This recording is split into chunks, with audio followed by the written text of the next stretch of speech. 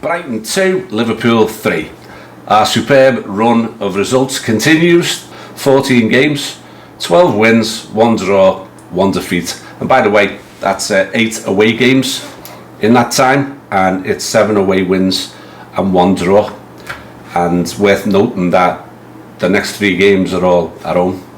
Remember the media telling us we hadn't played anybody yet? Which, as I've said many times, was a load of absolute rubbish when you've played Man United away and you've played AC Milan away. That was their angle, wasn't it? Liverpool are only top because they haven't played anybody. Well, since then, when he said, right, now, here come all the tests. So since then, we beat Chelsea, who are currently 5th in the league, even though we've beaten them.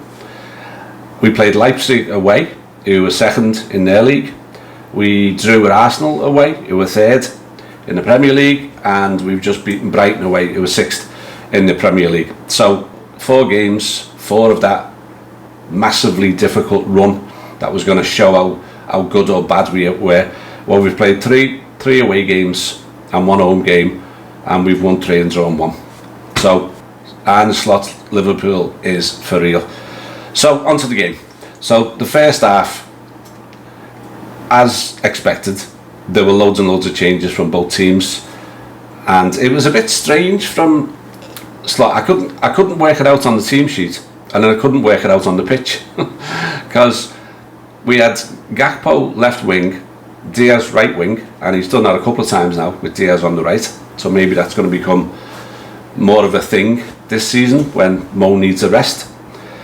And no striker. We had sort of Jones and Szoboszlai sort of taking turns at being the auxiliary false 9 striker, and I've got to be honest, didn't really work. they weren't getting on the end of things. Gakpo was really causing havoc on the left throughout the first half. He was 100% our best player in that first half. He kept running at them, he kept looking up, there was no one there. You know, Szoboszlai and Jones are not natural strikers, so they weren't getting into the box, and yet so much of our play was going out wide. It continued in that vein. We had more of the possession, we had better chances. Szoboszlai did get on the end of one and it hit the keeper's foot. Diaz nodded it wide. We had another one where Andy Robbo got on the end of one and the keeper saved with his foot again. But they had the best chance in the first half when Robbo was caught sleeping at left back. He was way behind the rest of the defensive line, and Brighton capitalised on it, just knocked the ball straight through. And thankfully, the excellent Jaros was there to save us. So, half time, it was all looking okay. It was 50-50. I must praise Brighton for their energy throughout the game. I mean, they started off like a house on fire, and I thought these are going to tail off, and they actually never did. Right until the end, they didn't tail off. So they're certainly a fit team. So second half starts. There's no changes. So I'm thinking, what's this going to bring? And Slot knows better than me. Well, maybe Gakpo does, because Gakpo immediately gets a ball. The right back for Brighton had left his station, got robbed. I think it was Kwanzaa who took it off him. More about him in a bit. And then Tyler Morton put a ball into the space that had been vacated, but Gakpo still had a load to do, and as he often does, he just cut in on his right foot, and I wouldn't really call it a curler. He curl blasted it into the top right hand corner. Peach of a goal. That was after about 40 seconds of the second half. So we're 1-0 up. Then Brighton really came back into it. They rolled the sleeves up and they pummeled us for about 10 minutes. Jaros brought off a one-handed save that was absolutely sensational, and that kept us in it. Then, because they were like piling forward, we got a 3-on-1, and Gakpo, because he'd scored, I think, and thought, I can't be greedy, I better cross it. He puts it to Szoboszlai. I mean, 3-on-1, and echoes of what we saw last season in a certain FA Cup game. But Szoboszlai can't control it, and the keeper is able to smother it. But then, almost immediately again, Gakpo gets the ball again, and he's running towards the box, and this time he thinks, well, so's you, I'm not passing to you again after that one. So he just blasts it into the bottom corner, and it's another cracking finish, and it's 2-0. You think Brighton are then gonna sort of throw in the towel? Not a bit of it. They just kept going. They were really causing us quite a few problems. They brought on Mitoma and Welbeck, but it was Mitoma. Mitoma was giving Conor Bradley all sorts of problems, but they weren't really threatening too much. They were having loads of the play, and it was loads of effort. But then Jaros Kwanzaa, he's a young lad, and I'm going to talk about him at the end, but he gives a nothing ball, gives it away, actually knocks it backwards and gives it away. They capitalise. Jaros saves again, but the on rushing forward nods it into the net with the goalkeeper stranded. So it's 2-1.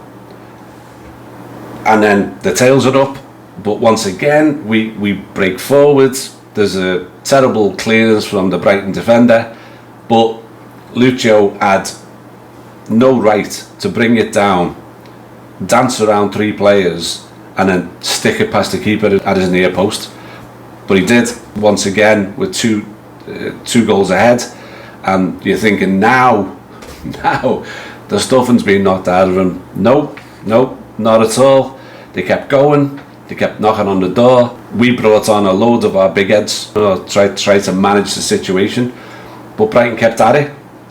And then poor Jaros Kwanzaa, they take a pot shot from about 25 yards, and it's the inside of his leg. Jaros is wrong-footed, and it's 3-2. So immediately, it won't do his confidence any good, but Kwanzaa gets taken off straight away, and it was the right decision. You know, the poor lad, as I noted in the group, the poor lad, probably his head was everywhere, and the right thing was to bring Kanate on, who managed to get himself booked in about 5 seconds. It was harsh though, shouldn't have been booked, but he was. So anyway, we held on. We get away with a basketball game, winning it by 3-2, and we march on to the shout-outs. So there's a couple of obvious ones. One is Gakpo. He was head and shoulders our best player in the first half. He was our number one outlet, and he was trying to make things happen. And unfortunately, as I mentioned, he didn't really have any help in the centre. So he was trying to do too much a bit on his own, but in terms of trying to create for chances in the middle, but there was no one in the middle. So, and then he scores 2 cracking goals in the second half. He should have had an assist, but Szoboszlai couldn't finish it off, and he was taken off, but rightly so. You know, he was disappointed because he wanted his hat-trick, but you know, he'd done enough, and he's being rested up for the bigger game at the weekend. He was tremendous, and he is 100% earning his position on the left wing now, ahead of Diaz, who'd started the season so well. Second one is Jaros. So he kept the score at 0-0 with a 1-on-1 in the first half, smothered it, got down really well. And in the second half, when we went 1-0 up, he made a wonder save to keep it at 1-0. And he made other saves too in this game. And his all-round game is just excellent. I've seen him now several times. I saw him in pre-season when he came on in the second half in one of the games. I think it was against Man United. And he's played another couple of games since. And he's been absolutely stellar in every single game. Everything about his game, his positioning, his calmness, his reading of the game, his shot stopping, his distribution, it's all there. So I'm really, really happy he got given the chance today to show what he can do, and he really did. He had no chance at all with either of the goals. In fact, he saved the first one. It was only the rebound that he couldn't get to. And the third shout out, I normally do shout outs based on the best performers of the day, But I'm going to do a shout out to Jaros Kwanzaa, because he's going to be lying in bed tonight thinking about that error. Now, thankfully, it didn't matter in the end. We won the game 3-2. But it's going to play in his mind because he's made this type of error before. But you know what?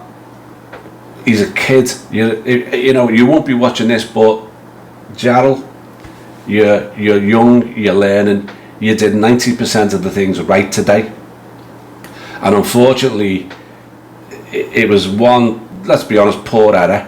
But then the very, very unlucky deflection that has got your name associated with both of their goals. But head up, kid, keep working, keep learning, and you're going to do absolutely fine.